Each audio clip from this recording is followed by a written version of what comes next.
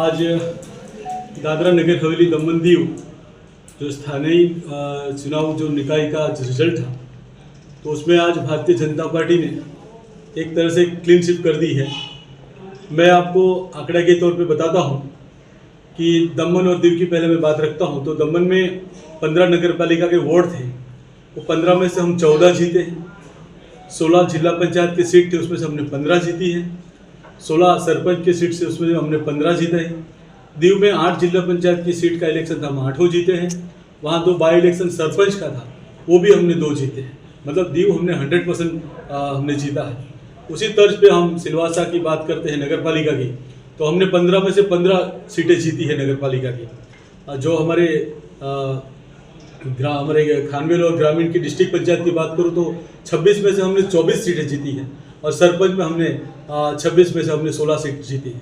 इस प्रकार से हमने पूरे प्रदेश में एक प्रकार से भारतीय जनता पार्टी का भगवा का लहरा हमने लहराया है झंडा। तो मैं आज आपके माध्यम से हमारे जितने भी भारतीय जनता पार्टी के कार्यकर्ता जिन्होंने रात दिन मेहनत की है, उन सबको बहुत बहुत धन्यवाद करना चाहता हूं। और ख़ास तौर पे हमारे जो केंद्रीय नेतृत्व है, हमारे आदरणीय यशस्वी प्रधानमंत्री जी माननीय नरेंद्र भाई मोदी जी, जिन्होंने छोटे से प्रदेश में 5 से 6 बार इस प्रदेश का दौरा किया और जिस तरह से विकास की यहाँ एक प्रकार की गंगा बहाई है, इस प्रकार से हमारे देश के यशस्वी प्रधानमंत्री जी ने इस प्रदेश को गिफ्ट के तौर पे दी है। जैसे कि मैं बात करूं, हमारे प्रदेश के ही हमारे माननीय प्रशासक श्री प्रफुल्ल भाई पटेल जी ने अपने 9 साल के कार्यकाल में इतना विकास किया है कि हमने कभी नहीं तो 60 साल 70 साल में कहीं देखा, इतना विकास उन्होंने किया है। और मैं आज गर्व से कहता हूँ, ऐसी एक भी कोई कॉलेज ना हो बाकी हो इस प्रदेश में, इस कॉलेज ना हो। हेल्थ के बारे में तो आप बता सकते हैं कि नमो मेडिकल कॉलेज और नमो हॉस्पिटल, हमारे यहाँ मरोड़ में 1200 बेड का हॉस्पिटल, मतलब इस प्रकार की हेल्थ में और एजुकेशन में जिस प्रकार की यहाँ विकास हुआ, जिस प्रकार से यहाँ डेवलपमेंट हुए, मैं उसके लिए माननीय प्रशासक श्री प्रफुल्ल भाई पटेल जी का, हमारे देश के यशस्वी प्रधानमंत्री जी का और हमारे राष्ट्रीय अध्यक्ष जी का मैं इस मंच से दिल से बहुत बहुत आभार व्यक्त करता हूँ। जिस तरीके से आपने विकास की बात कही है और जो गिफ्ट आपने बोला है, साथ ही साथ जो आपने बोला है कि हेल्थ की सुविधा दी गई है, तो एक बार आप सिलवासा रिंग रोड पर बाइक एवं स्कूटी से चले जाइए, इतना धूल उड़ता है, लोग उससे तो बीमार होते ही है।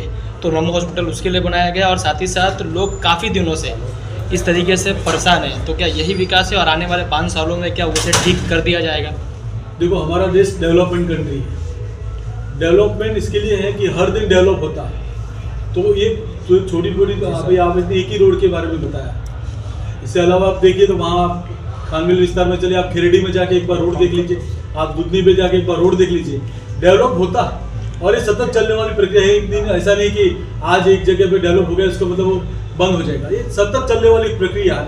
आपने हमारा ध्यान दौड़ा है उस पर। हमने बारिश का मौसम अभी भी आप देख रहे थे कि हफ्ते में पहले ही बारिश हुई है, तो जैसे बारिश खत्म होगी हमारे माननीय प्रशासक के काम में ये चीज़ है और हम उम्मीद करते हैं कि जल्द से जल्द इस काम भी हम पूरा करेंगे। भारतीय जनता पार्टी इतनी बड़ी पार्टी है, पहली बार ऐसा देखने को मिला कि पूरा चुनाव बीत गया। आज पहली बार चुनाव के बाद एक प्रेस कॉन्फ्रेंस हो रहा है। पब्लिक के मन में भी कई सारे सवाल थे कि ना तो भारतीय जनता पार्टी ने अपने कैंडिडेट की इस बार लिस्ट जारी की और ना ही प्रेस कॉन्फ्रेंस की, उसके लिए क्या कहना चाहेंगे? इसके लिए यही कहना चाहता हूँ, हमने हमारे विपक्ष को नींद में सोए हुए पकड़े हैं।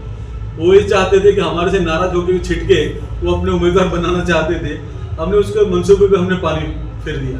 हमारी एक प्लानिंग के तहत ही हमने ये काम किया है कि हमने हमारे कैंडिडेट को नहीं, जैसे कि हम अभी हमारी पॉलिसी हम बता सकते हैं कि हमने इंडिविजुअली फोन करके सबको बोल दिया था, जिसको हम टिकट देने वाले थे उनको हमने बता दिया था कि आपको अपनी तैयारी करनी है। लेकिन हमने जानबूझ के हमारी प्लानिंग के तहत ही हमने किया था कि हमने कोई प्रेस वार्ता नहीं किया, हमने कोई डिक्लेयर नहीं किया। दूसरा सवाल एक ये है कि दादरा नगर हवेली जैसे कि आप भी कई सालों से इस फील्ड में हैं और ये पत्रकार भी हैं, पब्लिक भी हैं, सब लोग हैं, पहली बार इस तरह से देखा गया और विपक्षी ने भी इस पर सवाल खड़ा किया कि पहली बार इतने लोगों के जो कैंडिडेट के जो पर्चा रिजेक्ट हुआ, उस पर क्या कहना चाहेंगे? क्या जिसने जो बात खड़ी की है उसको पूछ लीजिए, आपके पास नगर पालिका में 15 वार्ड है, आपके पास 15 उम्मीदवार क्यों नहीं मिले? उसको पूछिए गोलंडा में आपको क्यों नहीं जिला पंचायत का एक मेंबर मिला? आप उसको पूछ लीजिए क्या भारतीय जनता पार्टी का 17 फॉर्म कैंसिल नहीं हुए क्या? ये भ्रम फैला रहे थे इलेक्शन के पहले, वो लोगों को गुमराह कर रहे थे कि उसको कहीं वोट मिल जाए। उन्होंने 2024 में यही काम किया था कांग्रेस ने, लोगों को गुमराह किया था और वोट कुछ हासिल किए थे। लेकिन इस बार लोग सचेत थे, लोगों ने विकास को देखा है। मैं आपको बता दूं, क्या हमारे अम्बोली का सरपंच का फॉर्म कैंसिल नहीं हुआ क्या? मैं खानवेल के हमारे जो 4 पंचायत के वार्ड मेंबर हैं, क्या उनका फॉर्म कैंसिल नहीं हुए? 17 फॉर्म कैंसिल हुए, 17 तो हमने कहीं मीडिया में आके कहीं बाइट दी क्या? गलती हुई होगी हमारे से, हम मान लेते हैं, हम मानने वाले लोग हैं, हम लोगों को गुमराह करने वाले लोग नहीं हैं। हमने माना कि हमारी गलती हुई, हमारा फॉर्म कैंसिल हो गया। अभी उसमें किसका दोष देना है? अभी उनका यही प्रॉब्लम है। ये क्यों नहीं बता दे कि ये हमारा फॉर्म सही था और ये फॉर्म कैंसिल क्यों हुआ? फॉर्म दिखाने के लिए बोलो ना, किस प्रकार से उनका फॉर्म कैंसिल हुआ, फॉर्म क्यों नहीं दिखाते? वो दिल्ली में जाके प्रेस कॉन्फ्रेंस करते हैं, आ जाइए सामने सामने डिबेट कर लेते हैं। ये सिर्फ प्रफुल्ल भाई पटेल और जो यहाँ चुनाव अधिकारी थे उनको बदनाम करने की एक साजिश थी, लेकिन लोगों ने देख लिया। हम मानते थे कि 2024 में लोगों को उन्होंने गुमराह किया था। खानवेल में हमको कम वोट मिले थे, लेकिन आज खानवेल की परिस्थिति देख लीजिए। आज 11 में से 11 हमने जिला पंचायत सीट जीत ली है, तो लोगों का विश्वास तो है हमारे प्रति। कई दिग्गज नेता सर हारे भी हैं। आज जो जिला पंचायत का जो अध्यक्ष थे उनकी भी करारी हार हुई है, इसके बारे में क्या कहना चाहिए? नहीं, तो जो हमारे दामजी भाई कुराड़ा की आप बात कर रहे थे, मैं मानता हूँ, देखो राजनीति होती है, कभी कभी उनकी जो सीमांकन थी वो भी बदल चुका है। वो पहले अलग पंचायत में थे, अभी दपाड़ा में आए हैं, तो कुछ कारण हुए और उस कारण पर हम बात करेंगे, देखेंगे। और हमारी पार्टी हारने के बाद बैठती है, उस पर अध्ययन करती है कि किस कारण से हम हारे। हम किसी पे ब्लेम नहीं करेंगे, ये हमारा क्लियर है। सर, इतना बड़ा जश्न है आज दादरानगर में, भारतीय जनता पार्टी यहाँ जीत का जश्न मना रही है और सांसद जी आज भाजपा के होने पर यहाँ पे नहीं उपस्थित है, उसके क्या कहेंगे? देखो, हम सभी जानते हैं, मुझे मीडिया में इस बात को नहीं बोलना था, लेकिन आपने सवाल ऐसा कर लिया कि अगर मैं नहीं जवाब दूँ तो फिर आप लोग उसको ट्वीट कर देंगे।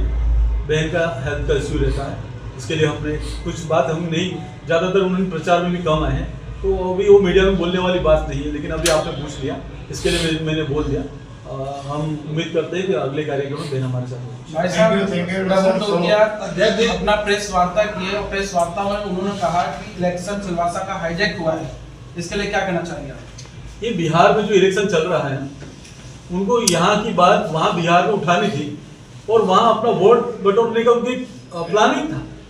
आप समझ सकते हैं, मीडिया के लोग, आप जागरूक लोग हैं, उनका एक प्लानिंग के भागरूप ही हुआ है। क्योंकि आज क्यों नहीं बाइट दे रहे हैं कि आज हमारे कैंडिडेट हारे के नहीं आए? हम किसको ब्लेम करें? हमारी कहीं कमजोरी होगी, जैसे भाई ने कहा कि हमारे दामजी भाई कुराड़ा हारे, हम हारे मानते हैं कि नहीं मानते उस चीज को? क्या हमारे दमन में 12 नंबर पे क्या हमारे उम्मीदवार नहीं हारे? क्या हारे? हमारे सबसे मजबूत सरपंच था भीमपुर का, हम हार गए। हम मरवड़ में हमारी जिला पंचायत की सीट हमारे, वो कहाँ दिक्कत है? अध्यक्ष जी, स्वराज चुनाव जहाँ स्वराज चुनाव भाजपा के लिए जो प्रचंड जीत मिली, काफी अच्छी खबर है और सुकून देने वाली है। वहीं दूसरी तरफ आदिवासी बहुल क्षेत्रों में एक चुनौती भी पेश आ हुई है, देखने को मिली है, काफी नाराजगी भी मिली है बहुत लोगों ने।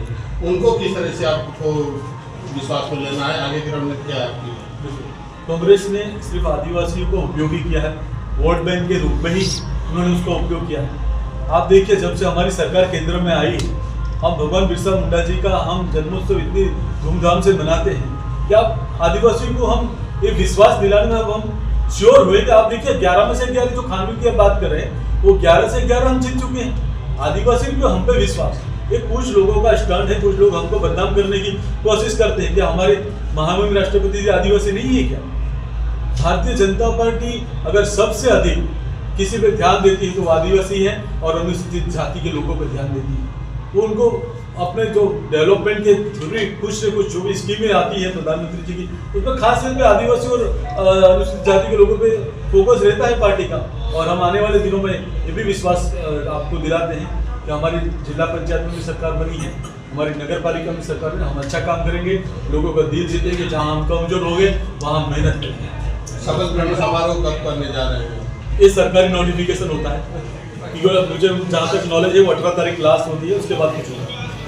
दादरा नगर हवेली के जो चुनाव थे उसके रिઝલ્ટ આજે આવી ગયા છે। હું આ તબક્કે પહેલાં તો દીવ દમણ અને દાદરા નગર હવેલીની પ્રજાનો હૃદયથી હું આભાર વ્યક્ત કરું છું અને ખાસ કરીને અમારા ભારતીય જનતા પાર્ટીના દેવતુલ્ય કાર્યકર્તાનો પણ હું હૃદયથી આભાર વ્યક્ત કરું છું। રિઝલ્ટ 95% પણ વધારે નગરપાલિકા, જિલ્લા પંચાયત તેમજ સરપંચીઓની ચૂંટણીમાં જે આ પરિણામ મળ્યું છે એ અભૂતપૂર્વ છે. દેશના પ્રધાનમંત્રી માનનીય નરેન્દ્ર મોદી સાહેબના કુશળ નેતૃત્વ હેઠળ અહીં છેલ્લા 9 વર્ષની અંદર પ્રશાસક પ્રફુલ્લભાઈ પટેલના વરદ હસ્તે અકલ્પનીય કામ થયા છે. જ્યારે આજે પણ જ્યારે દિલ્હીમાંથી કોઈ પણ નેતૃત્વ આવે છે અને જ્યારે એ દીવ, દમણ અને દાદરાનગર હવેલીના વિકાસની વાત કરે છે ત્યારે એ મંત્રમુગ્ધ થઈ જાય છે. આ તબક્કે હું પ્રશાસક શ્રી પ્રફુલ્લભાઈ પટેલનો જેટલો આભાર માનું એટલો ઓછો છે. ખૂબ નિડરતાથી એવા બધા પ્રશ્નો જે હલ કર્યા છે જે મોટા સિટીમાં ગુજરાતમાં મારી પાસે નથી. હોસ્પિટલ લઈ લો, મેડિકલ કોલેજ લઈ લો, શિક્ષણ ક્ષેત્રે લઈ લો, આરોગ્ય ક્ષેત્રે લઈ લો, રમતગમત ક્ષેત્રે, બધા જ ક્ષેત્રે જે કામગીરી કરી છે પ્રજાએ એને મોર માની છે.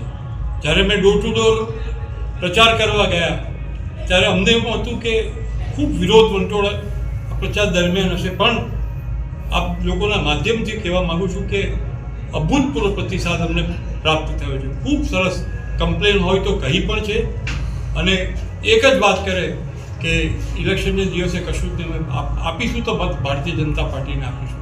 આ અમે જાતે જોઈને આવ્યા છે અને બતોર અમે ઘણી બધી વાત એવી છે કે અમારે કરવા જેવી છે તે આવનારા દિવસોની અંદર અમે ચોક્કસ કરવા જઈ રહ્યા છીએ. તો આ ક્ષણે પ્રધાનમંત્રીજીનો પણ જે પ્રકારે 13,000થી 15,000 કરોડના વિકાસના કાર્ય આ 3 સંઘ પ્રદેશની અંદર ચાલતા હોય તો હું માનું છું ત્યાં સુધી પ્રજાએ એને સાંભળ્યું છે અને પ્રજાએ આ વિકાસના કાર્યને એન્ડોર્સ કર્યા છે. એવું કહીશ તો ખોટું નથી. દમણના અને દીવના સંસદ સભ્ય જ્યારથી ચૂંટાયા ત્યારથી રોજ દર અઠવાડિયે કંઈક નવું કંઈક વિષય લઈને તે આલોચના કરે. 1.5 વર્ષ થઈ ગયું. આજે અમનેથી જે પ્રચાર કરવા જતા હતા ત્યારે લોકોએ કહ્યું છે કે સિર્ફ વાતના વડા કરે છે, બાકી કંઈ થયું નથી. અને આજે કોઈ વસ્તુ આજે વિકાસ જ્યારે કરવો હોય તો એને પેપરમાં આપીને રોજે રોજ એને વાગોડિયા કરવાની કોઈ મતલબ નથી. કામ એક પણ કામ થયું હોય તો બતાવો. પ્રજા સારી રીતે ઓળખી ગઈ છે અને લોકસભાની અંદર જે ભૂલ પ્રજાથી થઈ છે આ વખતે સામે ચાલીને કીધું કે અમે ભૂલને સ્વીકારી લઈએ છીએ અને ભારતીય જનતા પાર્ટીને મત આપે છે. અને આજે જે આ પરિણામ આવ્યું છે એ આ વિકાસના અનેક કાર્યથી આવ્યું છે. શાંતિ, સલામતી આ બહુ મોટો વિષય છે જે માનનીય પ્રશાસક પ્રફુલ્લભાઈ પટેલે દરેક ઉદ્યોગકારથી માંડીને જાહેર જીવનમાં આજે નમો પથની અંદર બેન દીકરીઓ રાતે 12-1 વાગ્યા સુધી હરી ફરી શકે એકલા. આનાથી બીજું શું જોઈએ? તો આ ક્ષણે માનનીય વડાપ્રધાન નરેન્દ્ર મોદી સાહેબ અને આપણા પ્રશાસક પ્રફુલ્લભાઈ પટેલનો હું જેટલો આભાર વ્યક્ત કરું એટલો ઓછો છે. ये सर मैं एक आखिरी प्रश्न, लोकतंत्र में मताधिकार एक संवैधानिक अधिकार है. सभी लोग चाहते हैं कि मैं अपने मताधिकार का प्रयोग करूं, लेकिन 1/3 जनता दादरा नगर हवेली में अपने मतदान से वंचित रह गई है. उनमें निराशा है, हताशा है. उनको किस तरह से आप क्या सुकून देना चाहेंगे, क्या संतुष्ट करना चाहेंगे? देखिए, वहाँ बहुत सारे इशू वहाँ पर वो लोग चला रहे हैं. एक तो जंगल ज़मीन वाला इशू है और कुछ ना कुछ हमें ये भी देखने को मिला है कि जो आज तक वो प्रदेश में जो पेनिट्रेट नहीं था जो प्रॉब्लम, वो लोग जानबूझकर इलेक्शन के माध्यम से वो प्रजा में पेनिट्रेट करते हैं. वो हमें देखने को भी मिला है. हम उसकी बात पूरी डिटेल हम लिए भी हैं और हम वो डिटेल हम ऊपर प्रधानमंत्री तक किया तो वो जो विभाग के मंत्री है वहाँ तक हम लोग ज़रूर से देना चाहेंगे, क्योंकि वहाँ अगर कुछ नहीं मिलता है तो वो जंगल ज़मीन या कोई भी दूसरा इश्यू लेके खड़ा करते हैं. तो उसके लिए सरकार बैठी है और अभी भी कुछ ही गांव में है, पूरी जनता नहीं है. पूरी जनता को तो जंगल ज़मीन का कायदा मालूम भी नहीं, पर कुछ लोग हैं जो इश्यू को खड़ा किए और वो इश्यू को आगे बढ़ाते जा रहे हैं. तो ऐसा मेरा स्पष्ट रूप से मानना है आने वाले दिन में जो हो सकता है